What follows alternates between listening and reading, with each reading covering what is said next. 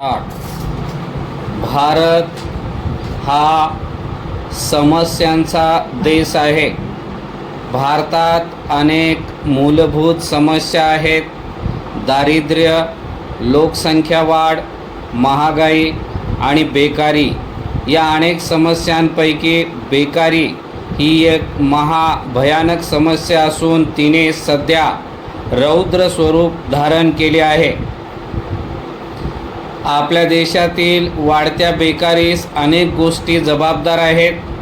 भारतीय अर्थव्यवस्थेचा आर्थिक मागासलेपणा हे एक प्रमुख कारण आपल्या देशातील बेकारीबाबत सांगू शकतो.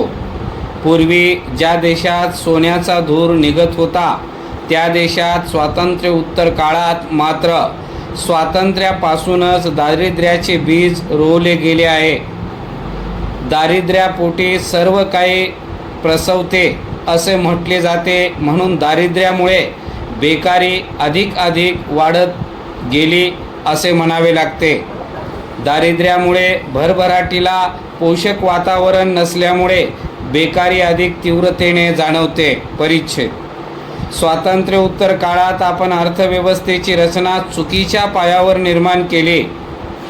आपण सुरुवातीपासून आपल्या देशाचा औद्योगिक पाया अधिक मजबूत करण्यासाठी मोठ्या व अवजड उद्योगांना प्राधान्य दिले. त्यामुळे भांडवल प्रधान उत्पादन तंत्राचा वापर ओघाने आला. आधुनिकीकरणाचा स्वीकार मोठ्या प्रमाणावर केला जाऊ लागल्यामुळे बेकारांच्या संख्येत वाढ होऊ लागली आहे. म्हणून भारतातील बेकारी ही काही अंशी संरचनात्मक बेकारी आहे असे म्हटले जाते. जगातील सर्व प्रश्नांचे मूळ आणि भविष्यकाळात महाअरिष्ट बनू पाहणारा प्रश्न म्हणजे वाढत्या लोकसंख्येचा प्रश्न होय. आपल्या देशात लोकसंख्येची वाढ होत असून तिचा विस्फोट होत आहे. गेल्या 30 वर्षापासून तो विस्फोट थोपवण्याच्या दृष्टीने आपण जे धोरण स्वीकारले ते वेळकाढूपणाचे आहे. त्यामुळे लोकसंख्या वाढ अधिक प्रकर्षाने जाणवू लागली आहे. त्याचप्रमाणे स्वातंत्र्योत्तर काळात आपण अनेक गोष्टीत फेरबदल घडवून आणलेत, परंतु शिक्षण विषयक धोरणात मात्र पुनर्रचना केली नाही. त्यामुळे सुशिक्षितांची बेकारी अधिक प्रकर्षाने दिसू लागली आहे. आज देशातील तरुण आणि सुशिक्षितांमधील बेकारी अधिक प्रमाणात वाढत आहे. सुशिक्षितांमधील बेकारी ही अधिक स्फोटक वातावरण निर्माण करत आहे. आजच्या सुशिक्षित तरुणांना शारीरिक कष्ट करण्याची सवय नाही आणि ग्रामीण विभागात जाऊन कुठल्याही प्रकारचे कार्य करण्याची त्यांची मनाची तयारी नाही. त्यामुळे सुशिक्षित बेकारांना रोजगार उपलब्ध करून त्यांची समस्या दूर करणे हा एक जटिल प्रश्न आहे.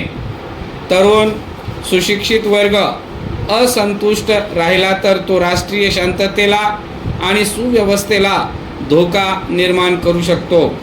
यावरून आपल्या असे लक्षात येईल की आपल्या देशात असलेल्या बेकारीमुळे राष्ट्रात सामाजिक अस्थैर्य, असंतुष्ट वातावरण दिसत आहे.